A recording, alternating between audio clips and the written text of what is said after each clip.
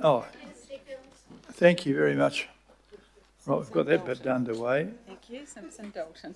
Simpson Dalton, and this is kind of like a grown-up version of what we just had there.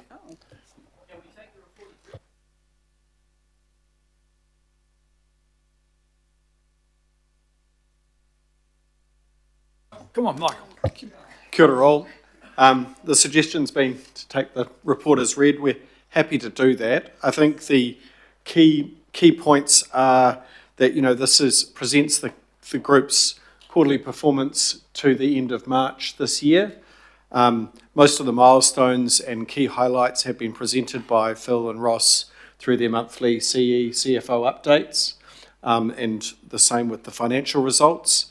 The report attached does include a careful stepping through of each of our 7 investment areas, notes the status of the key LTP programs, other highlights, risks and levels of service for each of those areas. So it provides a really good reference source for yourselves in that space.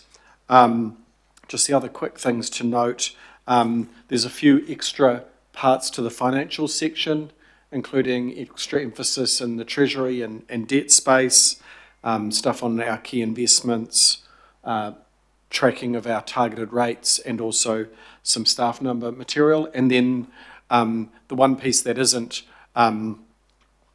normally in the monthly reports is that performance measure piece, although I note Phil did speak to most of those key ones earlier today. So unless you've got anything to add to that part, Karina? No, I don't.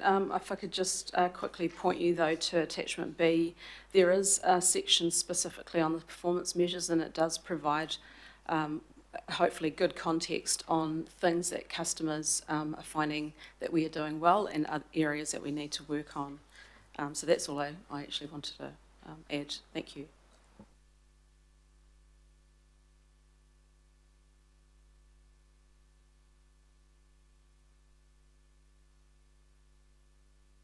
Richard Hills.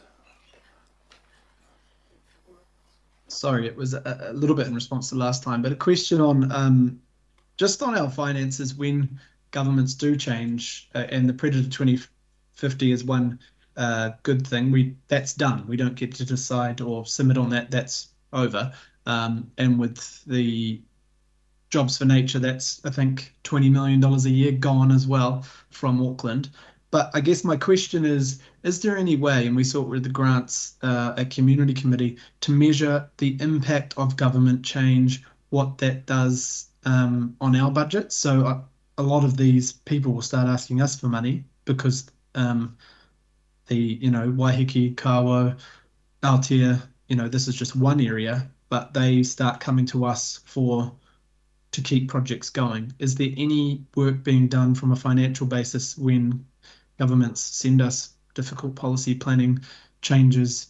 I know that was a $3 million cost, but when the rug gets pulled out from us, if there's any way to measure that impact, so the mayor and others can tell ministers what these dramatic, swift changes can do to us?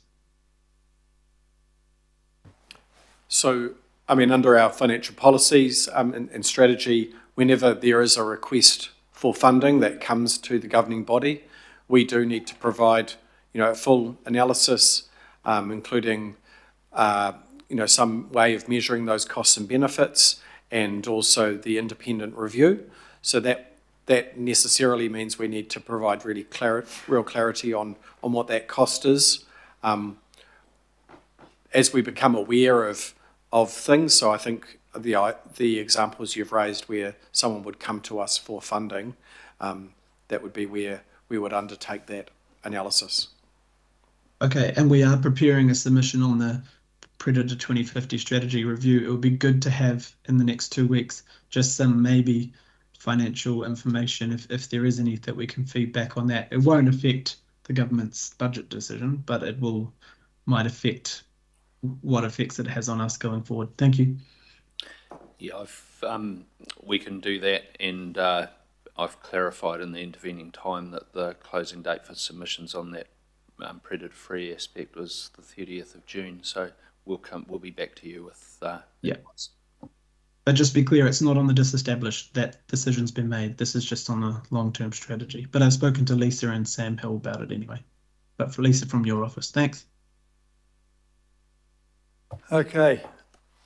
I've got nothing. I'm going to briefly put that. We received the quarterly performance review. You don't want people ranting on, but I just want to think, as a collective, Your Worship, we should really thank the Chief Executive and the CFO for achieving an annual savings target in 3 quarters. I don't think we've ever done that before in my short time around this table.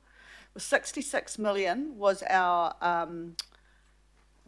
annual savings target on top of the 90, on top of the 20, and they've achieved that in 3 quarters. Now, I know you've said, half is one-off and half, enduring, but that is an amazing achievement, and I just wanted to draw your attention that there were 600 over that 66 million, and that's to be absolutely congratulated. Thank you.